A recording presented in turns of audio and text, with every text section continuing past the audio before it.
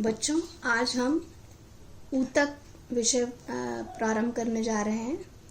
ऊतक हम पढ़ चुके हैं कि जब समान प्रकार की कोशिकाएं मिलकर किसी एक विशेष कार्य को करती हैं तो इसको ऊतक कहते हैं।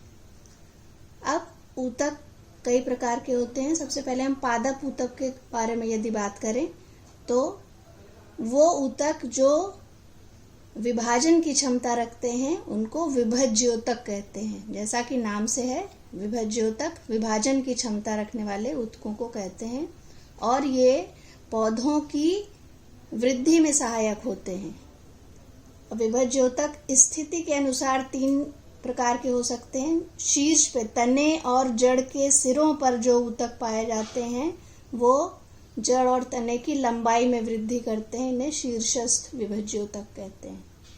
जबकि इसके पार्श्व में बगल में पाए जाने वाले ऊतकों को पार्श्वी विभज्योतक कहते हैं, जो जड़ और तने की चौड़ाई को बढ़ाते हैं। फिर तीसरा प्रकार है अंतर्वेशी ऊतक। अंतर्वेशी ऊतक तनों में शाखाओं के निकलने के लिए जिम्मेदार होते हैं। अब विभाजन की क्षमता जब ऊतक खो देते हैं तो ये अलग अलग प्रकार के कार्य करने के लिए रूपांतरित हो जाते हैं। ये हैं मृदूतक, स्थूल कोण ऊतक और दृढ़ोतक। ये स्थायी ऊतक होते हैं और स्थायी ऊतक में पहला प्रकार सरल ऊतकों का है, तो ये तीनों सरल स्थायी ऊतक हैं, जबकि ये दोनों जटिल ऊतक हैं। सरल ऊतकों की पहली पहचान ये होती है कि सब समान प्रकार की कोशिकाओं से मिलकर बने होते हैं। ये देखिए, सारी कोशिकाएं समान हैं। तो सबसे पहले हम पढ़ते हैं मृदूतक। मृदूतक क्या है? मृदूतक वो ऊतक कोशिकाओं के समूह हैं जिनकी भित्ति बाहर की तरफ पतली होती है, बीच में एक बड़ा केंद्रक पाया जाता है और कोशिकाओं के बीच में अंतराकोशिकीय स्थान पाए जाते हैं।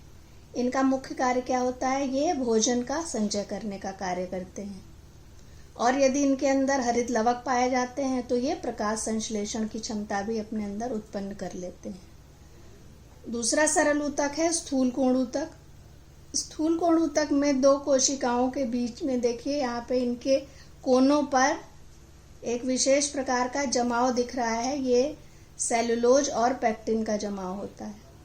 तो ये क्या होते हैं? ये थोड़े से दृढ़ हो जाते हैं, तो ये लचीले होने के साथ साथ पौधों को दृढ़ता भी प्रदान करते हैं और इनकी भित्ति में सेलुलोज और पेक्टिन का जमाव होता है।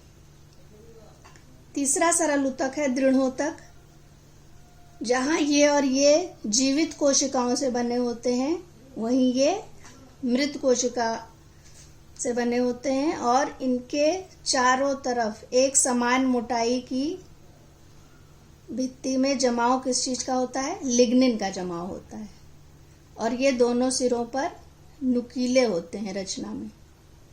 तो ये जैसा कि नाम से है बहुत दृढ़ होते हैं और पौधों में, पेड़ों में जो भी कठोरता होती है वो दृढ़ोतक के कारण होती है। अब हम जटिल ऊतक में आते हैं। जटिल ऊतक में पहला है फ्लोएम। फ्लोएम भी 4 प्रकार की, यहाँ पे देखिए 4 प्रकार की कोशिकाएं मिलके एक फ्लोएम का निर्माण करती हैं जटिल ऊतक का। इसमें है, सबसे पहले आपको यहाँ पे पहली वाली रचना, इसको कहते हैं फ्लोएम मृदूतक। फ्लोएम मृदूतक के यहाँ पे है चालिनी नलिका, सखी कोशिका और चालिनी पट्टिका। इन 4 प्रकार के कोशिकाओं के से बनता है ये फ्लोएम। और फ्लोएम का कार्य क्या है? ये पत्तियों में बनने वाले या हरे भागों में बनने वाले भोजन को पौधों के अन्य भागों में पहुंचाने का कार्य करता है, जिसमें इसकी मदद ये चारों रचनाएं करती हैं। दूसरा जटिल ऊतक है जाइलम।